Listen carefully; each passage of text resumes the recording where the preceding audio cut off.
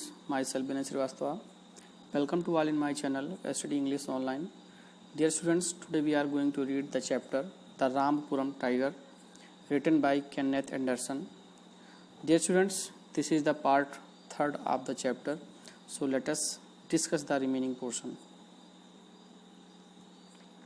Dear students, आपने second part के अंत में पढ़ा था सोलागा जेकेन जो कि एक सोलागा प्रजाति से बिलोंग करता था, जिसकी वाइफ को टाइगर ने मार दिया था। अब वो बदले की भावना से भर गया था और इसीलिए वो अपने मालिक से परमिशन लिया और राइटर के हेल्प करने के लिए जो है पूरी तरह से निस्वार्थ भाव से तैयार हो जाता है। और राइटर भी उसको अपने टीम में अपने साथ उसको क्या कर लेते हैं, भर्ती कर लेते हैं अपने साथ और उसको इंस्ट्रक्ट करते हैं। और लास्ट में ये बताया जाता है Jaken and other to help us to make an early start next morning. और राइटर जैकेन को और बाकी जो 2 अन्य हेल्पर हैं उनको निर्देश देता है कि सुबह उठने के बाद वो visit the bait near the 21st milestone. 21st milestone के पास जो बुल जो बैल चारे के लिए बांधा गया है वहाँ पर विजिट करने के लिए जाएंगे। अब आगे चैप्टर रीड करते हैं। For myself I would visit the other 2 baits. Writer अपने आप के लिए बोलता है कि मैं would visit the other 2 baits, बाकी जो अन्य 2 बेट्स हैं, बाकी जो 2 बैल हैं, मैं उनको विजिट करूँगा, उनकी निगरानी करूँगा। This I did next morning, जैसा कि मैंने पिछले मॉर्निंग में किया था। First visiting the bull tethered on the stream bed in the valley. सबसे पहले visiting the bull tethered on the stream bed in the valley, सबसे पहले उस बुल की निगरानी करूँगा जो घाटी के बेड के यानी तली में रस्सी से बंधा हुआ था। Then the bait that was tied midway between the forest bungalow and Belur village. और उसके बाद जो दूसरा बैल जो बंधा हुआ था tied midway between the forest bungalow, जो कि फॉरेस्ट के बंगले एंड बेलूर विलेज के बीच में बांधा हुआ था। बोथ बियर अनहार्म्ड, उसको निगरानी करने के बाद पता चलता है बोथ बियर अनहार्म्ड, दोनों अनहार्म थे यानी उनको कोई नुकसान नहीं पहुंचा था। No traced of pug were to be seen in any sand that existed near the spot where they were tied. और ना ही कोई निशान नहीं था आप पग पद चिन्हों का were to be seen in any sand, यानी वहाँ जहाँ पर बालू था वहाँ पर कोई भी ट्रेस ऑफ पग्स, कोई भी इम्प्रिंट्स नहीं थे। That existed near the spot, जो भी स्पॉट उस सैंड में स्थित थे वहाँ पर कोई भी इम्प्रिंट्स नहीं था। वेयर दे वियर टाइड, जहाँ पर वह दोनों बांधे गए थे। I then walked the remaining distance to Belur village, और फिर मैं बेलूर विलेज वापस चला गया। Where I awaited the return of my 3 scouts, जहाँ पर मैं अपने 3 गुप्तचरों का इंतजार करने लगा। With in an hour they arrived, और लगभग 1 घंटे बाद वो तीनों वापस आए। To tell me the 3rd bait was live, ये बताने के लिए कि जो तीसरा बेट है, जो तीसरा बैल है, वो अभी क्या है, जीवित है। Leaving Jacken and one of the Sholagas at the village, Jacken को और एक दूसरे सोलाक्स को गांव में छोड़कर I took the second man, मैंने दूसरे गुप्तचर को अपने साथ लिया। Who claimed to be well acquaintance with the forest game path in that area, जो उस एरिया के रास्ते के बारे में पूरी तरह से क्या था, परिचित था।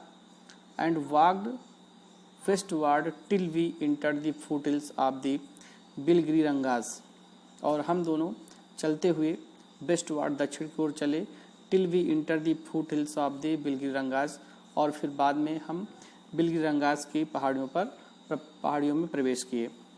As all this area was unfamiliar to me, जैसा कि ये जो क्षेत्र था मेरे लिए पूरी तरह से अनफेमिलियर था, अपरिचित था। I got him to walk in front, और मैं अपने गुप्तचर को आगे चलने के लिए कहा। While I covered with him from the rear with my rifle ready in my hands, और मैं पीछे से अपने हाथ में अपनी राइफल को लिए मैं उसे क्या कर रहा था, कवर कर रहा था। सोलाक्स आर बॉर्न जंगल फॉक्स, जो सोलाक्स होते हैं वो इन्हीं जंगल समुदाय में ही पैदा हुए थे। And my guide showed no sign of nervousness, और मेरा जो गाइड था, मार्गदर्शक था, यानी जो मेरा गुप्तचर था, उसके अंदर कोई भी घबराहट के संकेत नहीं मिल रहे थे। वी थ्रीडेड आवर वे 10, और इस प्रकार से हम दोनों साथ साथ आगे की ओर बढ़ रहे थे। In single file up one game path and down other, एक रास्ते से दूसरे रास्ते पर, और इस प्रकार से हम अक्रॉस डार्क नुलास, हम डार्क नुलास के पास पहुँचे। Often bending double to avoid over hanging fronts of bamboo or outcrops of bait bite thorn. क्या होता था, प्रायः जो बांस के झुरमुट होते थे और जो ज़मीन से निकले हुए कांटों से कांटे होते थे, उनसे बचने के लिए हमें क्या करना पड़ता था, दो बार झुकना पड़ता था। यानी प्रायः हमें ऊपर लटकते बांस के झाड़ से व ज़मीन से निकले हुए कांटों से बचने के लिए 2 बार झुकना पड़ता था। But no sign of a fresh tiger did we see, लेकिन हमने किसी भी टाइगर के इम्प्रिंट्स को स्पष्ट रूप से, उनके संकेत को हमने नहीं देखा। A large male panther had crossed at one spot, एक बड़ा सा पैंथर एक जगह से गुजरा हुआ था। And at another spot a female, और दूसरे स्थान से एक फीमेल पैंथर गुजरा हुआ था। एकॉम्पेंड बाई हर कब, जो अपने साथ अपने बच्चे को, यानी जिसके साथ उसका बच्चा भी शामिल था, उसका कब भी था। बट इट वॉज एविडेंट, लेकिन यह स्पष्ट था, that the tiger was we are looking for had not passed that way, लेकिन ये स्पष्ट था, द टाइगर, वो टाइगर जिसकी हम लोग तलाश कर रहे थे, had not passed that way, उस रास्ते से नहीं गुजरा था। इट वॉज नियरिंग 3 PM, इस समय लगभग 3 बज रहे थे।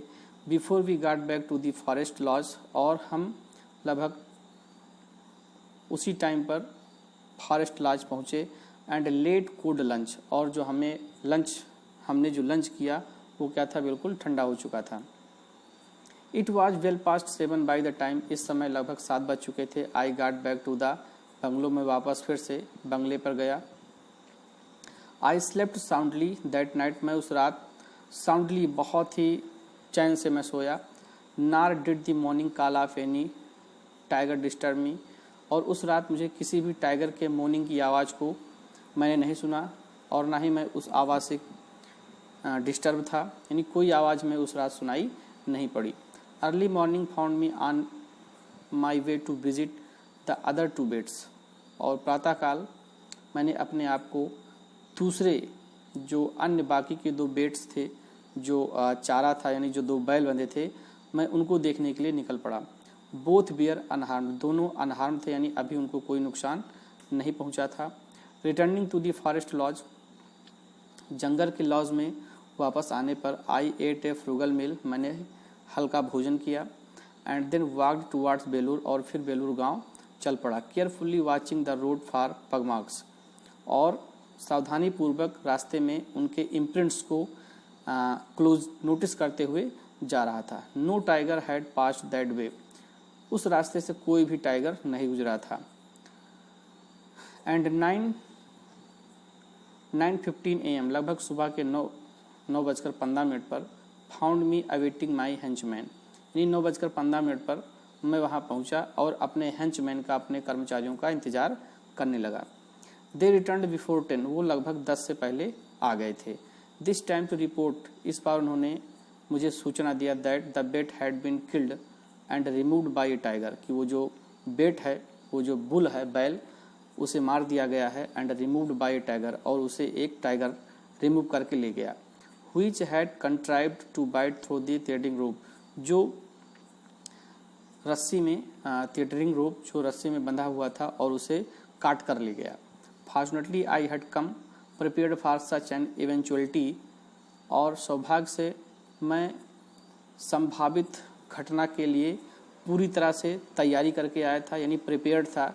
मुझे पता था कब हमें इन सब इंस्ट्रूमेंट की आवश्यकता पड़ जाए, इसलिए मैं रोज़ तैयारी से आता था। और उस दिन भी राइटर कह रहा मैं पूरी तरह से क्या था, इस घटना को देखते हुए मैं पूरी तरह से प्रिपेयर था।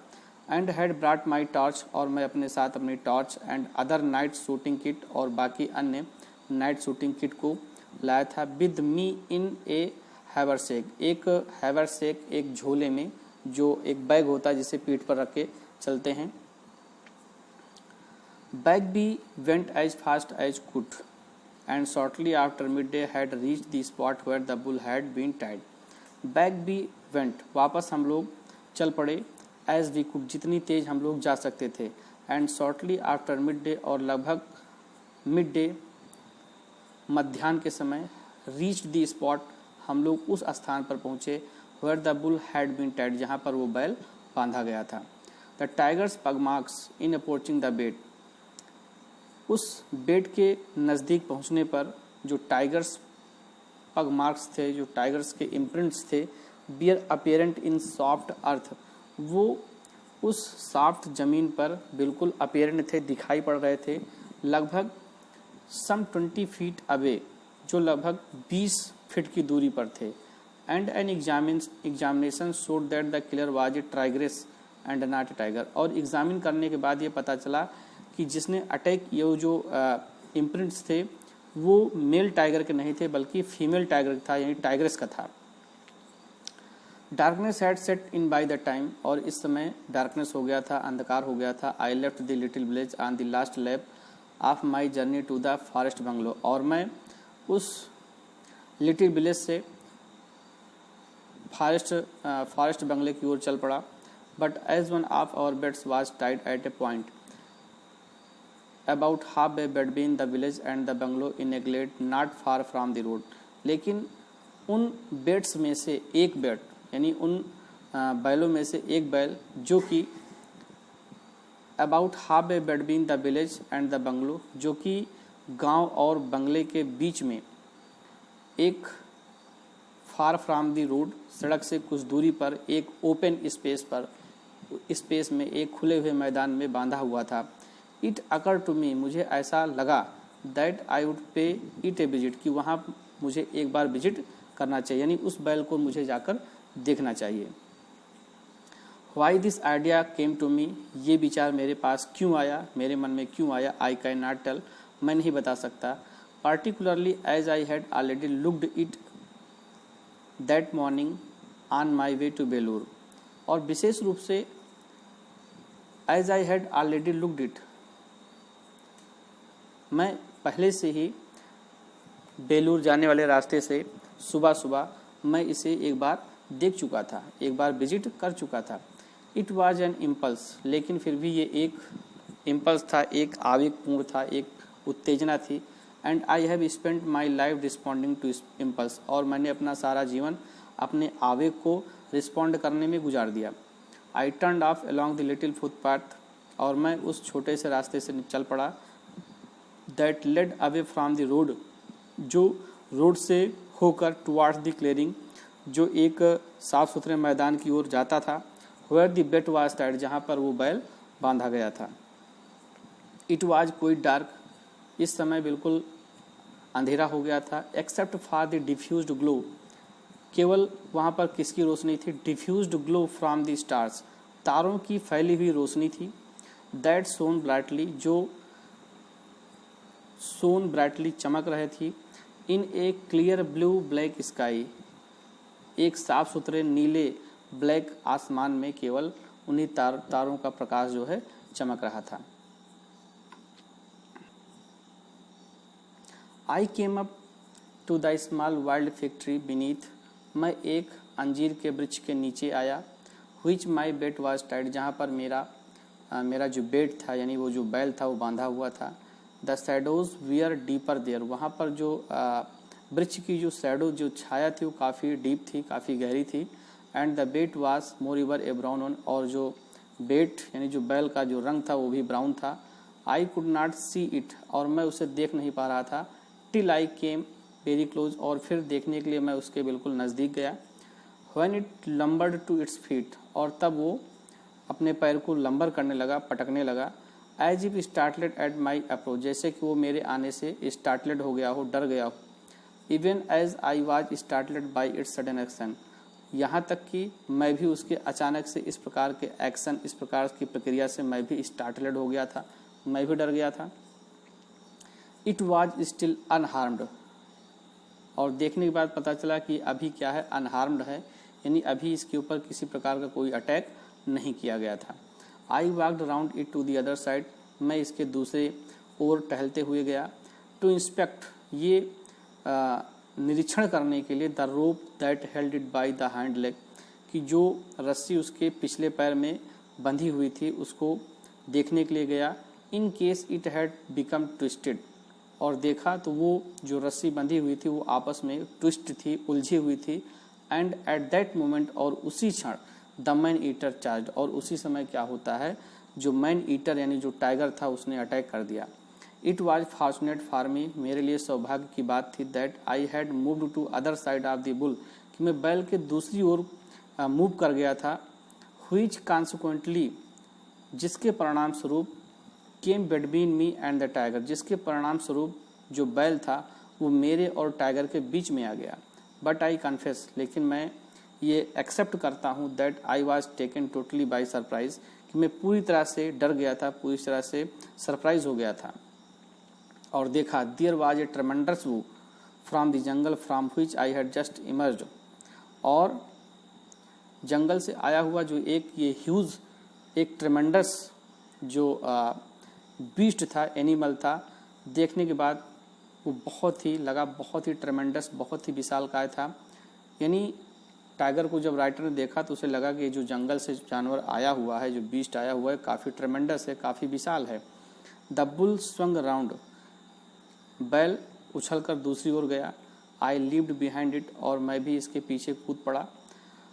With my back to the trunk of a fig tree, और इस प्रकार से मैं उछला कि मेरा जो बैग था वो फिग ट्री यानी अंजीर के वृक्ष से बिल्कुल सट गया। यानी एक प्रकार से जैसे टेक लेकर बैठना होता है, इस प्रकार वो टेक लेकर वो वहीं पर सट कर खड़ा हो गया। Almost tripping over the threading rope, किस तरह से उछला, almost tripping over the threading rope, यानी जो बंधी हुई रस्सी थी वो हिल डुल रही थी, और उसी के ऊपर से वो जो है उछलकर दूसरी ओर जाके खड़ा हो गया। A huge grey shape vaulted on to the back of the bull, और उस बैल के ऊपर ह्यूज ग्रे शेप, एक विशाल ग्रे आकृति ने क्या कर दिया, back on to the back, उसके बैक पर वाल्टेड, आक्रमण कर दिया, अटैक कर दिया। Which collapsed beneath the sudden weight, जिससे वो बैल अचानक से वेट, अचानक एक बड़े भारी वेट से वो क्या हो गया, नीचे गिर गया। But the tiger had not seize the neck or throat, लेकिन टाइगर ने उसके नेक, गर्दन या थ्रोट, गले को उसने सीज, कैच नहीं किया, पकड़ा नहीं। It had simply lived upon the bull in order to reach me beyond it, उसने आसानी से एक लीव्ड, एक छलांग लगाई, अपॉन द बुल, उस बैल के ऊपर, to order, in order to reach me beyond in, यानी वो साथ साथ मेरे ऊपर भी उसने उछाल मारी थी, छलांग लगाई थी, जिससे वो मुझको भी क्या कर ले, पकड़ सके। Luckily in falling the bull ruined the tigers spring, लेकिन सौभाग्य से उसकी जो उछाल थी, the bull ruined the tigers spring, bull ने यानी बैल ने उसके इस उछाल को उसने क्या कर दिया, रूइंड कर दिया, नष्ट कर दिया। Which otherwise would have followed with in A split second, अन्यथा, अदरवाइज अन्यथा, would have followed with in A split second, वो एक सेकंड में मुझे क्या कर देता, कैच कर लेता। The tiger was extricating itself from the heaving body of the fallen bull, वो जो टाइगर था वो अपने आप को एक्सट्रिकेटिंग यानी छुड़ाने की कोशिश कर रहा था, from the heaving body of the fallen bull, उस भारी भरकम बैल से अपने आप को छुड़ाने की कोशिश कर रहा था। When my bullet smashed between its eyes, और तभी मेरी गोली ने उसकी आंखों को क्या कर दिया, स्मैश्ड, नष्ट कर दिया, यानी तभी राइटर ने अपनी बंदूक चलाई और उसकी आंखें क्या हो गई, स्मैश हो गई। कन्वर्जली, झटके से, इट ट्विस्टेड बैकवर्ड, झटके से वो पीछे की ओर ट्विस्ट हो गया। Still lying across the bull, stick line across the bull, अभी भी वो बैल की दूसरी ओर पड़ा हुआ था।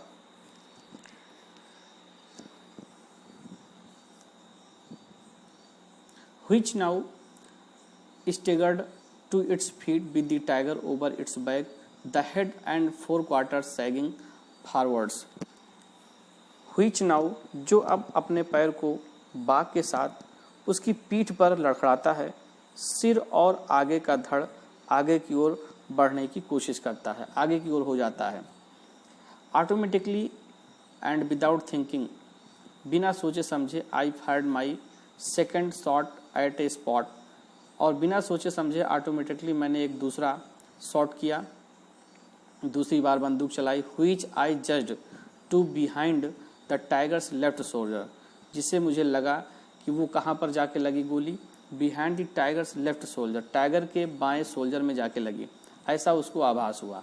द बुल कलाप्स्ड, लेकिन होता क्या है, बैल गिर पड़ता है।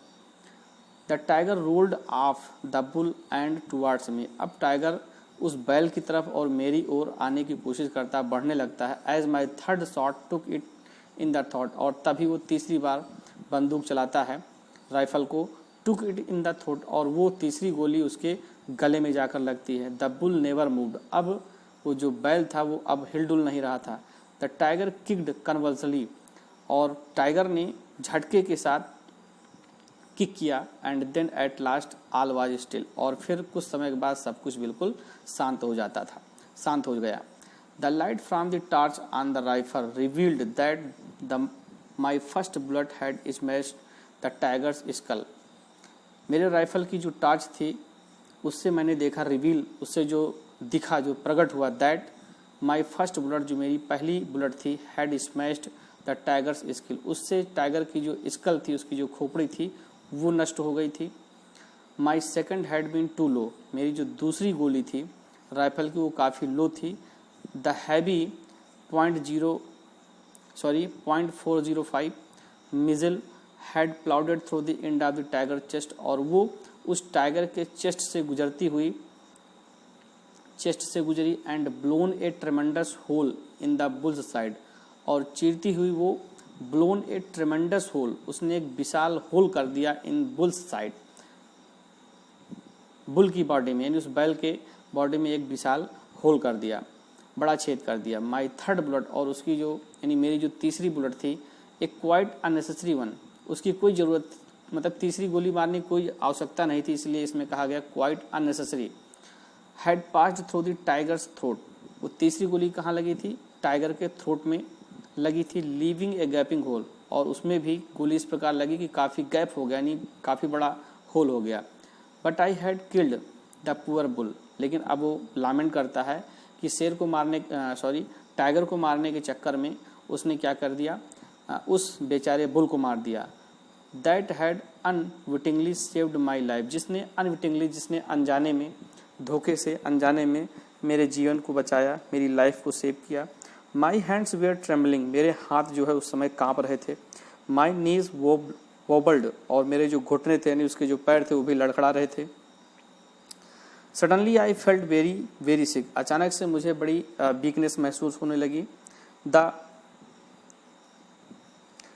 Reaction after the events of that evening was sudden, यानी उस शाम का जो भी रिएक्शन था, after the events of that evening, यानी उस शाम का जो भी ये सारी जो इवेंट्स थे, जो भी घटनाक्रम थे, ये बिल्कुल अचानक से थे, अचानक से सब कुछ हुआ। I sat on the ground, में ज़मीन पर बैठा था। With my back to the fig tree, यानी वो फिग ट्री से, अंजीर के बीच से बिल्कुल चिपक कर बैठा हुआ था, एक प्रकार से सहारा लेकर बैठा हुआ था। And raised my hand to my forehead, और मैंने अपने हाथ को अपने फोरहेड पर लगाया। Which I was surprise to find icy cool to my touch, और मुझे अपने हाथ के टच से सर में मुझे काफ़ी ठंडक महसूस हुई, यानी उसको बड़ा रिलैक्स मिलता है जब उसने अपने हाथों को अपने सर में फेरा, अपने फोरहेड में टच किया, फेरा, तब उसको काफ़ी रिलैक्स महसूस होता है, काफ़ी कूल महसूस होता है। So dear students, in this way your chapter is finished. I hope you will read this chapter very carefully. Thank you.